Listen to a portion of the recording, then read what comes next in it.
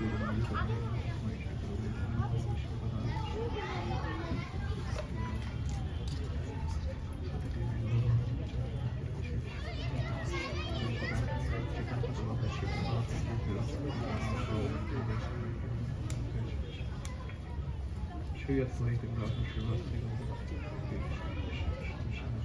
Ram, Hare Ram. Hare Krishna. Jai Siya Ram. My voice is audible till last? Audible? Hari Bol. Okay. Not audible? Chandrasekhar Ru, is it not audible? Audible.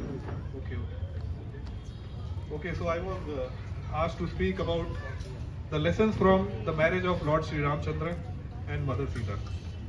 Very good. So yes, this is the most important marriage in our Vedic literature, Vedic culture. And whenever there is blessings given, so it's given that we all should work like Sita Ram, to husband and wife.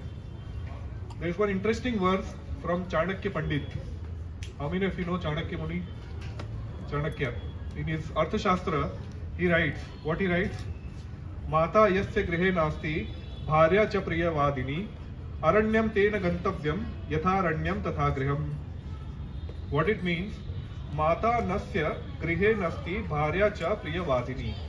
If in one's house there is no loving mother and a no loving wife, then what he should do? Aranyam tena gantavyam. He should go to forest. Why? Yatharanyam tatha griham. Because his house is like forest only. So you see, the role of ladies is so important that personality like Chanakya Pandit is glorifying in a household life so much. And there was a question asked to my Guru Maharaj once, that why in Indian culture, I don't know, nowadays of course it is not there, but I remember my sister got married in 1998, those good old days. तभी शादियां होती थी, 15-15 दिन तक rituals चलते थे, है ना? माताएं साथ में आती थी, अलग अलग गाने गाते, सीताराम के, राधा कृष्ण के गाने गाए जाते थे. तब ये मिक्सर नहीं हुआ करता था, वो धान कूटते थे ऐसे, है ना? और उसल से वो सब मसाले पीसते थे, और वो क्या चक्की पीसते थे ना, और वो लोग आपस में गाने गाते थे. बहुत फेस्टिव सीजन होता था. तब मैं आई थिंक 11-12 साल का रहूंगा. अब तो पॉसिबल नहीं है क्योंकि इतना लीव्स ही नहीं मिलता है किसी को.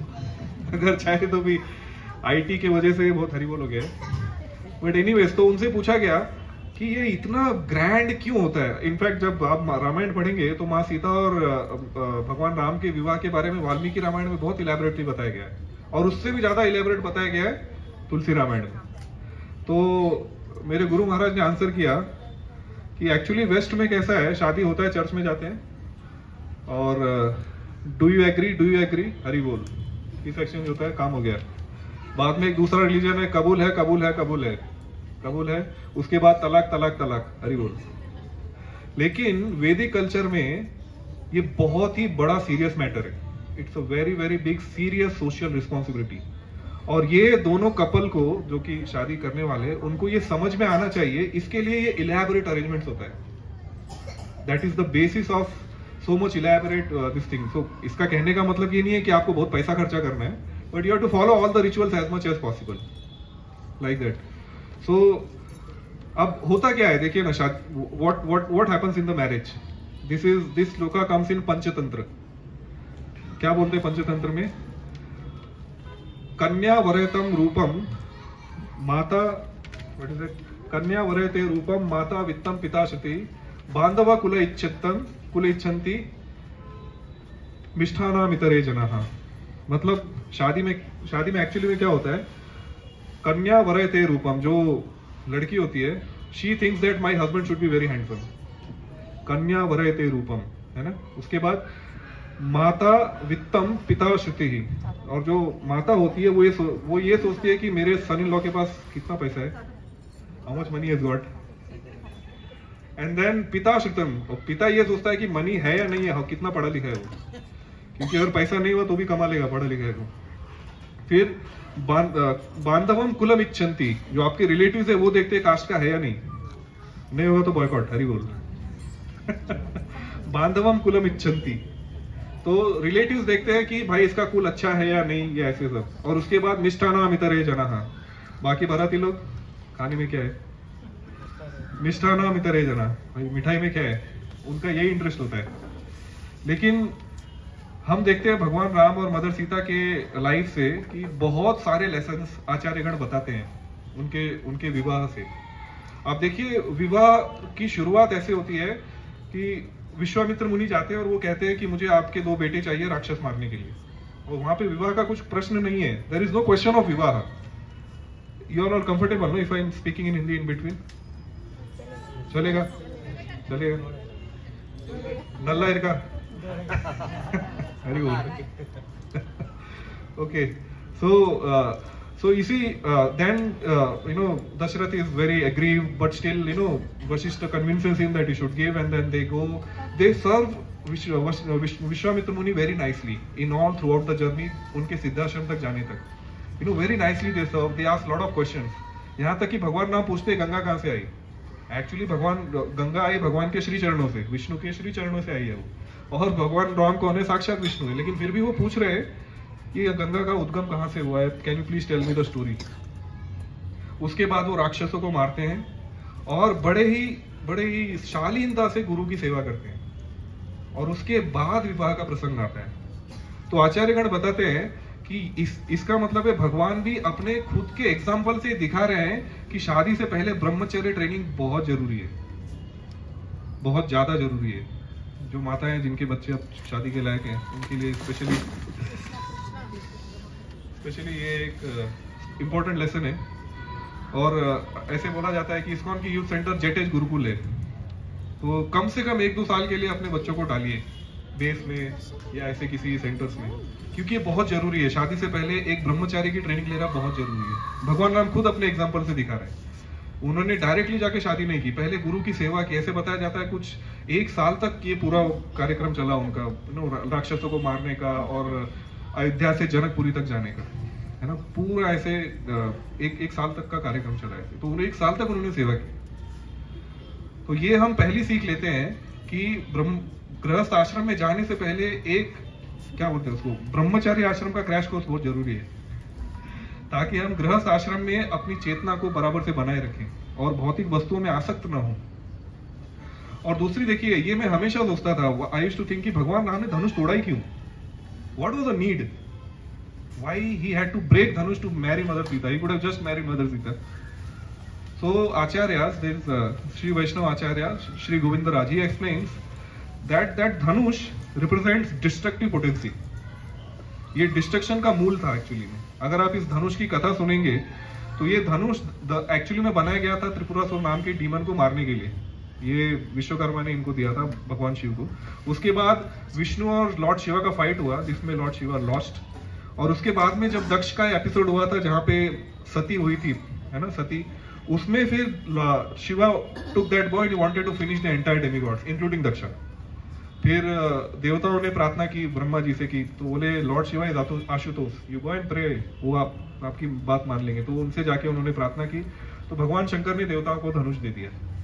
फिर देवताओं ने राजा जनक के वंशज एक हैं देवव्रत, उनको वो धनुष दे दिया था।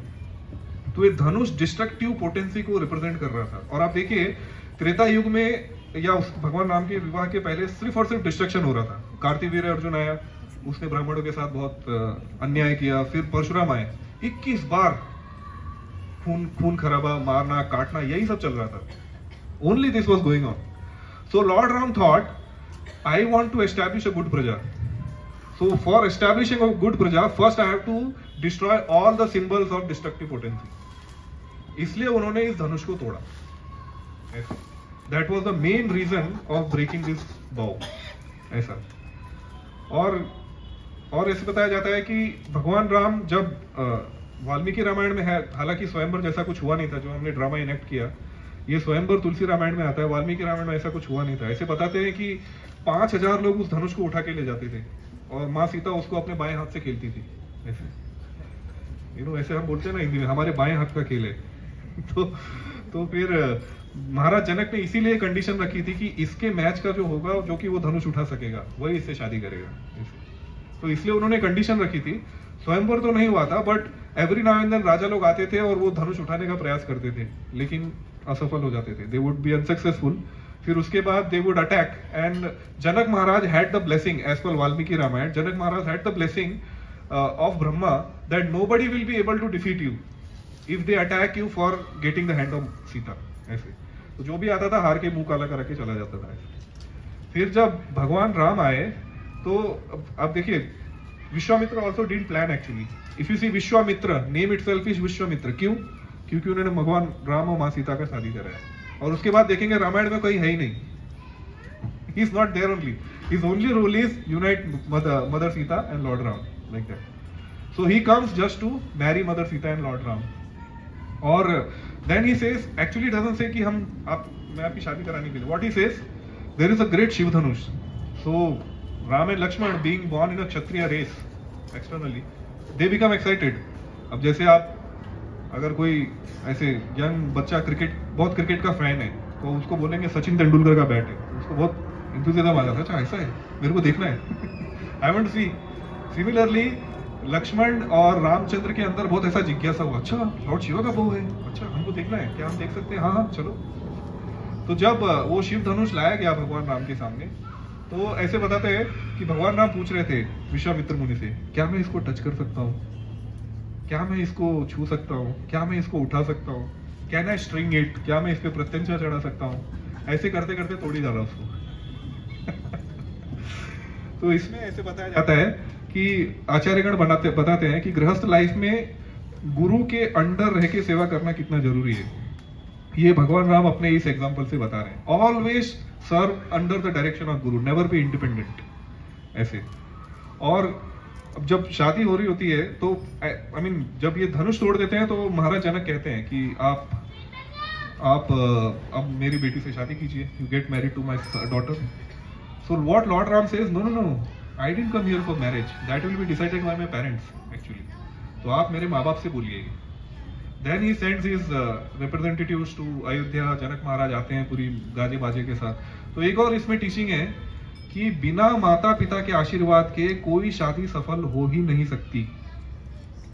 शादी का क्या है, बिना माता पिता के आशीर्वाद के संन्यास भी सफल नहीं हो सकता। As per Vedic literature, if you want to take sannyas, you have to go and take permission from your parents. आपको माता पिता से आज्ञा लेनी होगी कि मैं संन्यास ले सकता हूं क्या। इसलिए शादी में जो सबसे ज्यादा जरूरी चीज है, सबसे ज्यादा जरूरी चीज, वो है माँ बाप का आशीर्वाद। ये भगवान राम बता रहे अपने खुद के एग्जाम्पल से कि मेरी शादी का डिसीजन मेरे माँ बाप करेंगे, मैं नहीं करूंगा। तो ये सबसे ज्यादा आजकल के यंगस्टर के लिए खासकर ये बहुत ज्यादा जरूरी है, क्योंकि आजकल तो लिव इन का कल्चर चल पड़ा है, you know, I don't no कितना डेमोनियक टाइप का है ये। खासकर बैंगलोर जैसे शहर में तो कुछ ज्यादा ही है। तो this is very very unfortunate. खैर, जब शादी का प्रसंग हो जाता है और जब आते हैं, तो अब हम डायरेक्टली इसमें जाएंगे, माँ सीता और उनके विवाह में। तो जब विवाह होता है तो इंटरेस्टिंगली ये जनक महाराज माँ सीता को लेके आते हैं शादी के टाइम पे, एंड व्हाट एक बहुत इंपॉर्टेंट श्लोक बोलते हैं वो, इयम सीता मम सुता सह धर्मचारी तवा प्रतिच्छान भद्रंती पाणी ग्रह गृण पाणिना। मतलब क्या बोलते हैं, इय सीता, इयम सीता, ये है सीता। तो क्या भगवान राम जानते नहीं कि वो सीता है? ऐसा तो नहीं है कि वो जानते नहीं, तो जनक ये कह क्यों रहे कि ये सीता? तो आचार्यगण बताते हैं जब माँ सीता पहली बार असेंबली में आई, जो शादी का जो मंडप बना था उसमें, तो माँ सीता इतनी ज्यादा सुंदर थी कि सबकी आंखें चौंधी आ गई। एक बार के लिए उनकी आंखों में अंधकार आ गया, ऐसे देख ही नहीं पाए माँ सीता को। जैसे अब बिजली कड़कती है, कई बार आपने बारिश में देखा होगा, बिजली कड़कती है तो एक बार के लिए थोड़ा सा अंधकार हो जाता है, ऐसा अंधकार सब में छा गया। तो इसके लिए जनक महाराज ने बोला, ये सीता, ये देखिए मेरी सीता, ये आप लोग देख रहे हैं ना, लाइक दैट। और उसके बाद एक और टीचिंग दी जाती है, आचार्यगण बताते हैं कि अब जनक महाराज ने अयोध्या में भेजा अपने मैसेंजर्स को, है ना, और उसके बाद दशरथ जी अब पूरा गाजे बाजे बारात के साथ आए, तो उसमें समय लग गया। लेकिन फिर भी भगवान राम सीता से मिले नहीं। हालांकि डिसाइड हो गया था कि आप लोगों की शादी हो रही है, लेकिन फिर भी भगवान राम ने फिजिकली कभी उनसे मिले नहीं, और न ही और किसी को देखा, वो सिर्फ गुरु की सेवा में लगे। तो ये आजकल के लड़कों के लिए ज्यादा जरूरी है कि शादी के लिए ब्रह्मचर्य बहुत जरूरी है। वो रडार पकड़ के ऐसे घुमाना नहीं है एयरपोर्ट के जैसा, सबको देखते बैठते, शादी के बाद भी हरि बोल, तो ये बहुत ज्यादा जरूरी है। भगवान राम समझा रहे हैं। यस, जनक जी जब बोले एम सीता, राम ये है मेरी सीता, है ना, ऐसे। तो ये ब्रह्मचर्य is very very important before getting marriage. उसके बाद बोलते हैं, अच्छा इसका एक और स्पिरिचुअल एक्सप्लेनेशन दिया जाता है, इय सीता मम सुता। तो भगवान राम को कह रहे हैं कि देखो कितनी सुंदर है मेरी सीता। भगवान राम कहते हैं सुंदरता से मुझे क्या लेना देना, मैं खुद ही इतना सुंदर हूँ, लोग कामदेव मेरे पीछे पड़ा है, लेकिन मुझे चाहिए एक अच्छे कुल की लड़की। तो इसीलिए कहते हैं मम सुता, मेरी बेटी है। मेरी बेटी मतलब विदेह राज की बेटी। आप देखिए शादी किसकी हो रही है, अयोध्या की और मिथिला की। अयोध्या मतलब जिसको युद्ध में जीता नहीं जा सकता। आचार्यगण बताते हैं युद्ध नहीं, जिसको कोई भी भौतिक आसक्ति जीत नहीं सकती, वो लोग अयोध्यावासी हैं।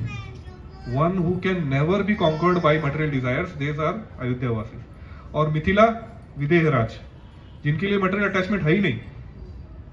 तो अयोध्या और मिथिला की शादी हो रही है। आप समझ रहे हैं कितना कितना पावन संयोग है ये।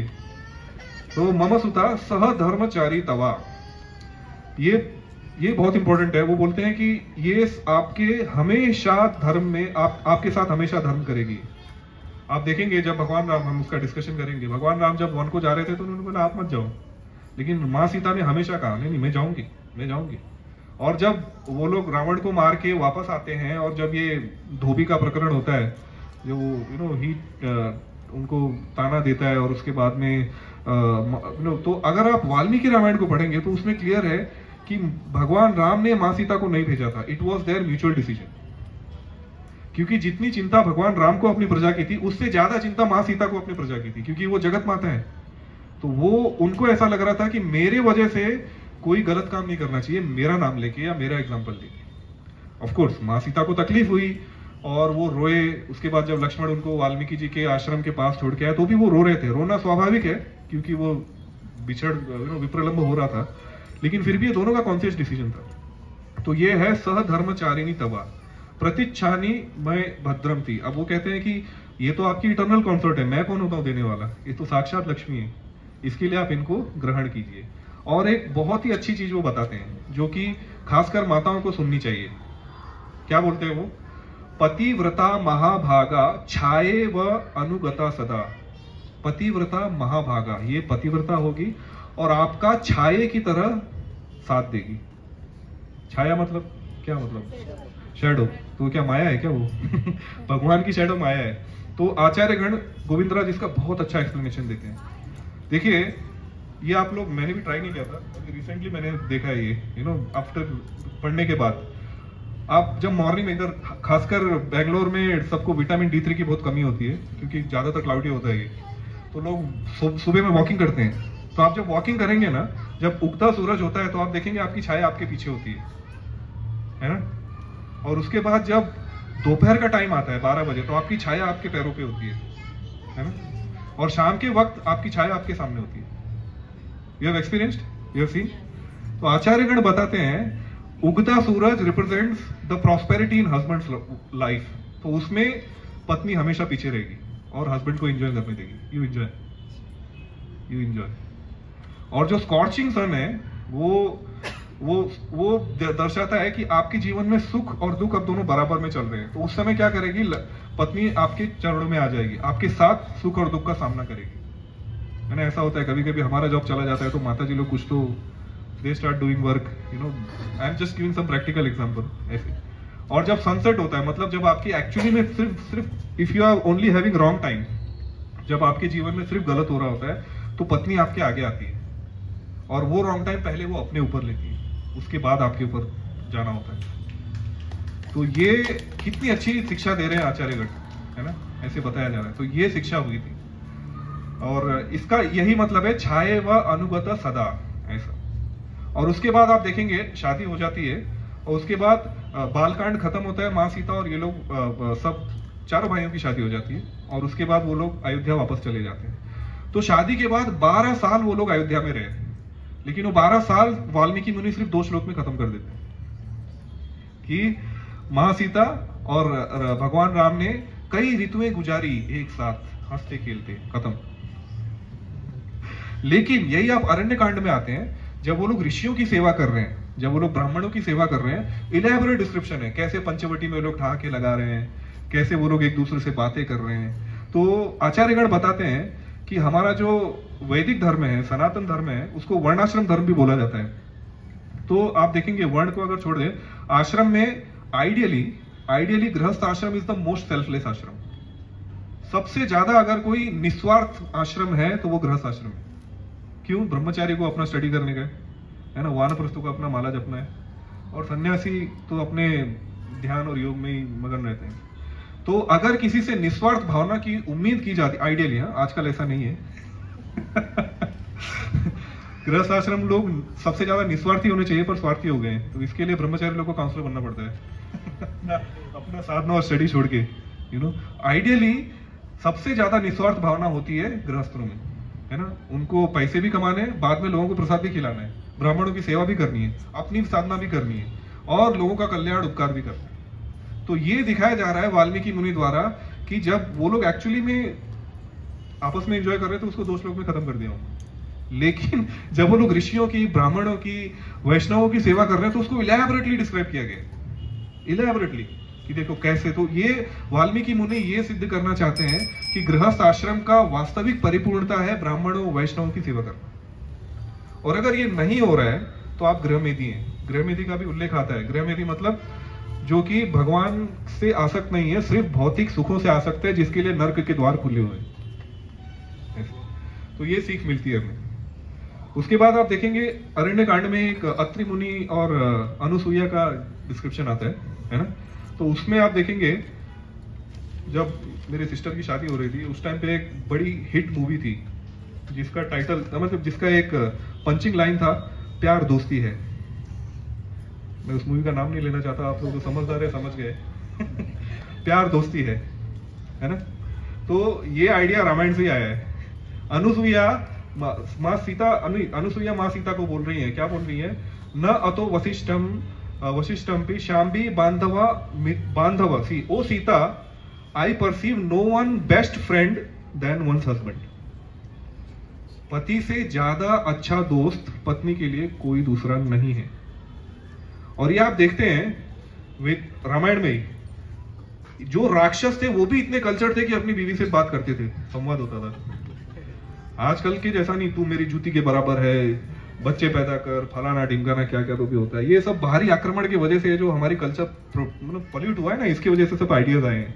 लेकिन आप देखेंगे वाली जो कि एक राक्षसी स्वभाव में था, तारा से संवाद कर रहे हैं, वो मेरे को जाना चाहिए, नहीं जाना चाहिए। और वाइफ हमेशा उसको गुड इंटेलिजेंस देती है, नहीं नहीं देखो सुग्रीव के पास कहां से ताकत आ गई तुमसे लड़ने के लिए, ऐसे। और उसके बाद आप देखेंगे रावण जैसा आदमी, उसको भी मंदोदरी से संवाद हो रहा है, मुझे करना चाहिए, नहीं करना चाहिए। कई बार मंदोदरी ने मना किया कि भाई तुमने सीता को लाके बहुत बड़ी गलती की है। इनफैक्ट वाल्मीकि रामायण आप पढ़ेंगे तो जब रावण मर जाता है, देखिए ये है पत्नी की, पति के प्रति प्रेम, पर फिर भी वो अनंत भगवान से भी आ सकते हैं। वो जब वो रावण मर जाता है, हालांकि वो रो रही है, लेकिन फिर भी कहते हैं कि तू मूर्ख था, तू साक्षात भगवती को उठा के लाया, तो तेरे को कौन बचा सकता है। हालांकि अपने पति के लिए रो रही है वो, लेकिन फिर भी वो बता रही है, तो she is not attached materially, कि उसकी गलत कामों को वो छुपा रही हो। पत्नी का ये भी धर्म है कि भाई, और वाइस वर्सा पति का भी, कि गलत कामों को छुपाना नहीं है, हमेशा एक संवाद बनाए रखना है। ऐसे there has to be always a dialogue, नहीं तो if there is no dialogue तो there is no way of correcting. एक इस्कॉन में सन्यासी हैं, भक्ति विद्यापूर्ण महाराज, उन्होंने, हालांकि सन्यासी हैं, पर मेल और फीमेल दोनों पे रिसर्च किया उन्होंने। तो वो क्या बोलते हैं, ये मेल का प्रॉब्लम क्या है, वो हमेशा एक्सट्रीम में होता है। मतलब आपको पता है ना, there are 2 brains, left wing, right wing, उसके ऊपर आजकल बहुत हो भी रहे। तो लेफ्ट विंग, राइट विंग, या तो एकदम ही आसक्त, एकदम भौतिक उसमें इंद्रिय भोग में आसक्त, या तो बिल्कुल ही निरक्त, एकदम ही सन्यास, वो बीच का रास्ता यूज करते ही नहीं है। इसके लिए उनको ब्रह्मचारी बनाना इजी है। आप माताओं को बोलिए आप 8-10 साल ट्रेनिंग दीजिए, लेकिन फिर भी नहीं जो भी है, मेरे माँ बाप को नहीं छोड़ सकती लेकिन बच्चा छोड़ देता है, you are you are what is it, you are पाप, यू आर नॉट पापा। तो ये लड़कों के लिए इजी है क्योंकि हमेशा एक्सट्रीम में जाते हैं वो, या तो एकदम ही विरक्त हो जाएंगे या तो एकदम ही आसक्त हो जाएंगे। लेकिन जो लड़कियों का कॉन्शियसनेस है ना, वो हमेशा बैलेंस पे रहता है, वो कभी भी एक्सट्रीम में नहीं जाते ऐसे। ये भक्ति विद्यापूर्ण महाराज के शब्द हैं। इसीलिए संवाद होना जरूरी है हस्बैंड और वाइफ में, क्योंकि कभी कभी एक्चुअली में एक्सट्रीम में जाना पड़ता है लेकिन वाइफ नहीं जाती है, तो उसके लिए हस्बैंड को थोड़ा स्ट्रांग होकर उसको बोलना पड़ता है, छोड़ना, मंदिर जाना है, रिलेटिव्स आ रहे हैं, क्या करें, यू नो, छोड़ो, नेक्स्ट टाइम देख लेंगे। आज रामनवमी प्रोग्राम के लिए जाना है, मतलब जाना है, ऐसा। ये है हस्बैंड का ड्यूटी। लेकिन कई बार हस्बैंड एकदम ही एकदम ही विरक्त हो जाता है और सेवा में ही लगा रहता है, बच्चों का पढ़ाई, हरी बोल, और फाइनेंशियल प्लान नहीं करता है, तो वाइफ बताती, देखो सेवा हुआ ठीक है पर हमको रोटी भी तो खाना है ना। तो उसका भी थोड़ा आपको सोचना पड़ेगा, ऐसा चलेगा नहीं, यू हैव टू बैलेंस। तो ये दोनों जरूरी है, ये अगर नहीं होगा तो एक proper successful husband wife relationship नहीं रहेगा। और इसी के लिए विवाह का प्रावधान किया गया है। विवाह का क्या, विवाह का मतलब है विशिष्ट रूपेण वाहन, दैट इज विवाह, विशिष्ट रूपेण वाहन। ये जो कि आपको एक विशेष वाहन दिया गया है भगवान की सेवा में लगने के लिए, वो है विवाह। भौतिक सुखों को सिर्फ भोगने के लिए, इंद्रिय भोग के लिए नहीं, भगवान की सेवा में लगने के लिए। बाकी that is all, what ever comes is a by product, ऐसे। और हम देखते हैं कि दो तीन टीचिंग्स बस। जब देखते हैं हम, भगवान राम को वनवास हो जाता है और माँ सीता से वो कहते हैं कि now I am going to वन, आप यहीं रुको। लेकिन वाल्मीकि रामायण में देयर आर 5 चैप्टर्स जिसमें माँ सीता और उसमें डिबेट हो रही है भगवान राम में, नहीं तुम नहीं जा सकते, नहीं मैं जाऊंगी, नहीं तुम नहीं जा सकते। यहाँ तक कि माँ सीता इतनी गुस्सा हो जाती है, लिटरली ये वर्ड है रामायण में, कि मुझे तो लगता था मेरे पिता ने किसी मर्द से मेरी शादी की, लेकिन तुम तो हिजड़े हो। धर्म समझते ही नहीं, इतना गुस्सा हो गई थी माँ सीता। फिर उन्होंने बोला, मेरे पिता ने मेरी कुंडली दिखाई थी, उसमें मेरी कुंडली में वनवास लिखा है, राजयोग है ही नहीं। तो भगवान राम कहते हैं ठीक है मैं समझ गया, तुम सहधर्मचारिणी, वो बोला था ना जनक महाराज ने, हमेशा आपके धर्म में वो सहभागी होगी, तो ये है सहधर्मचारिणी। तो आचार्यगण ऐसा बताते हैं कि husband should always try to provide good best and best facility to the wife, and wife should expect the least. समझ में आया? क्योंकि भगवान चाहते थे कि उनको वन में मैं ना ले जाऊं, वो राजमहल में खुश रहे, सुखी से रहे, वो हमेशा वो वही करके अपना लॉजिक दे रहे थे। लेकिन वाइफ का कैसा था, नहीं मैं जाऊंगी। तो वाइफ को लीस्ट एक्सपेक्टेशन होना चाहिए और हस्बैंड को best of the best facility provide करनी चाहिए भाई, दैट इज अ टीचिंग। और this one is last one, ये आप समझेंगे तो काफी। Now this teaching doesn't come from Maa Sita and Lord Ram but rather Lakshman. So what happens, जब माँ सीता का हरण होने वाला होता है ना, तो मारीच आता है और मारीच स्वर्ण हिरण बन के आता है। तो माँ सीता कहती है इट इज अभिराम, मतलब ये राम से भी सुंदर है। राम से सुंदर कुछ हो सकता है क्या? राम से सुंदर एक ही चीज है, माया। आपको माया ही राम से सुंदर लग सकती है। तो माँ सीता जब ये कह रही कि अभिराम, राम से भी सुंदर है, मतलब ये माया है। तो भगवान राम कहते हैं कि ठीक है मैं लेके आता हूँ। फिर लक्ष्मण जी बोलते हैं यार आपने 84 लाख योनियां बनाई हैं, उसमें से एक योनि का भी प्राणी नहीं है, आपको समझ में नहीं आ रहा है राक्षस है ये। तो भगवान राम कहते हैं लक्ष्मण आपकी बात सही है, लेकिन सीता ने आज तक मुझसे कुछ नहीं मांगा, एक ही चीज मांगी और वो भी मैं उसको ना दूं, भले ही राक्षस हो तो क्या हुआ, मैं इसको लेके आऊंगा। लक्ष्मण ने कहा ठीक है आपकी मर्जी, जाओ। तो उन्होंने बोला आप इधर ही रहना, अगर ये राक्षस है तो मुझे ऐसा लगता है कि कुछ प्लान होगा, तो इनको खतरा हो सकता है, तो यू डोंट क्रॉस, आप यहीं रहो। लक्ष्मण ने कहा जो आज्ञा भैया, मैं यहीं रहूंगा। अब देखिए वो तो चले गए, और फिर वो पता है मारीच को जब बाण लगता है तो भगवान राम की आवाज में सिलाता है, हे सीते, हे लक्ष्मण, मुझे बचाओ, सेव मी, ऐसे। तो माँ सीता कहती है लक्ष्मण यहाँ खड़े क्यों हो, जाओ उनकी रक्षा करो, वो खतरे में। तो भगवान लक्ष्मण जी कहते हैं उनको कुछ नहीं हो सकता, वो साक्षात परब्रह्म है, उनको कुछ नहीं हो सकता, आप चिंता मत करो। लेकिन देखिए भगवान लक्ष्मण जी के प्रेम में और सीता जी के प्रेम में ये फर्क है, क्योंकि सीता जी माधुर्य भाव में है तो भगवान की भगवत्ता भूल चुकी है, वो उनके लिए वो साधारण इंसान है। लेकिन लक्ष्मण वो सेवा भाव के अधिष्ठाता देव है, आदि गुरु है, वो जानते हैं भगवान का पोजीशन हमेशा, वो कहते हैं कुछ नहीं हुआ, लेकिन वो झगड़ती है और ये वर्ड यूज करती है वो कि अच्छा अब मुझे समझ में आया, 12 वर्षों तक तुम सिर्फ मेरी सेवा इसलिए कर रहे थे ताकि राम का जब कभी मरण हो जाए तो तुम मेरे साथ एंजॉय कर सको। ये है रामायण में, तुलसी रामायण में नहीं है, क्योंकि तुलसीदास, ये फर्क है तुलसीदास और वाल्मीकि। तुलसीदास ने हमेशा एक वात्सल्य भाव में रामायण लिखी है, तो उन्होंने माँ सीता की गलतियों को छुपाया है, उन्होंने ये चौपाई लिखी नहीं है। लेकिन वाल्मीकि रामायण में वो, क्योंकि गुरु के रूप में उन्होंने भगवान का इतिहास बताया, तो जो कुछ है वैसा ही बता दिया।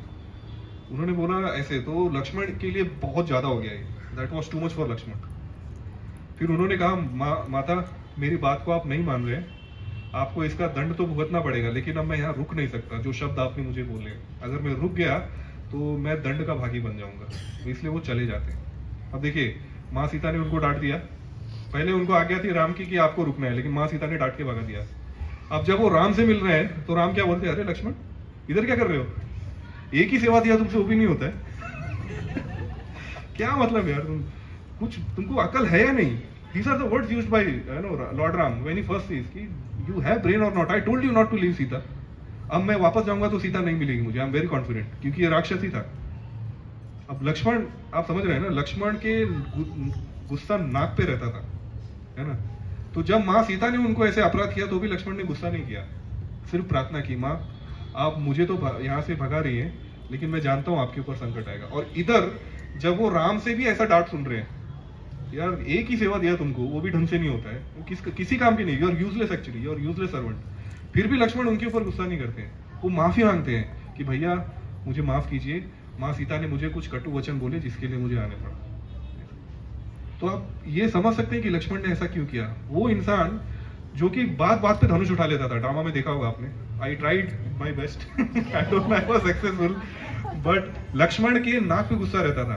तो वो भगवान राम को भी बोल सकता था ना, यार अपनी बीवी अपने माँ को छोड़ के मैं तुम्हारे पास आया और तुम लोग यार मेरा कचूमर बना के रखा है।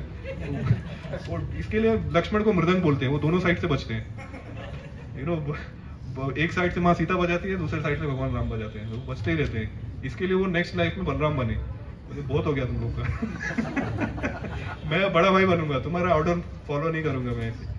तो आप सोचिए, तो लक्ष्मण गुस्सा क्यों नहीं हुए, ये आचार्यगण एक बहुत इंपॉर्टेंट टीचिंग बताते हैं हमारे गृहस्थों के लिए, स्पेशली हस्बैंड वाइफ के लिए बहुत इंपॉर्टेंट है। लक्ष्मण को क्रोध क्यों नहीं आया, लक्ष्मण ने पॉज बटन दबाया।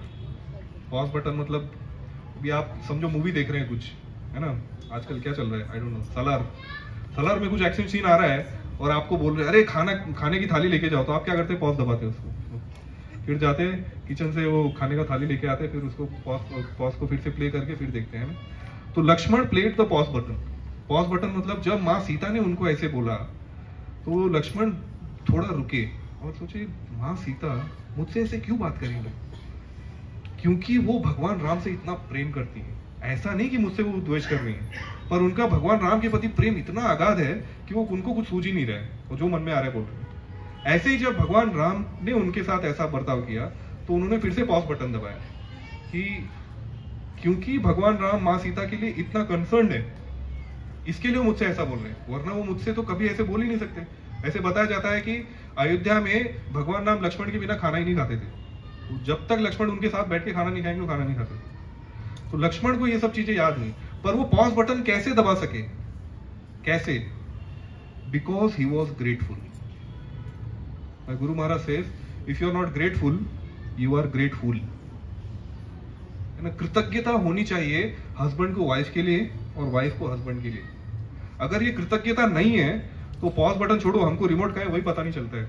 एक बात आया दूसरे, तुम क्या समझते हो, तुम क्या है, मैं तुम्हारी नौकर हूँ क्या, ऐसा ना वैसा हो, दूसरे साइड से अरे तुम्हारा ऐसा ही है, ऐसे सब चालू हो जाता है।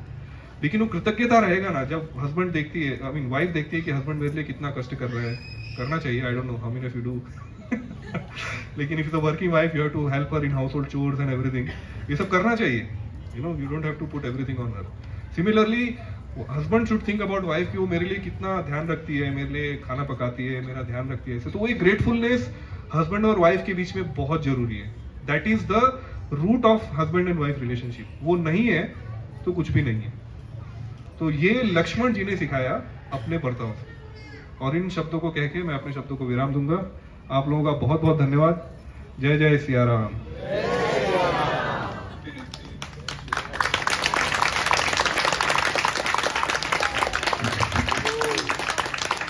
थोड़ा टाइम था, टाइम कम है, पर अभी और भी कार्यक्रम है तो आप लोग उनका आनंद लीजिए। और इस बारे में हम चर्चा फिर कभी और रामनवमी में करेंगे, और बहुत सारे लेसन थे उनके शादी से। ठीक है, जय जय सिया राम।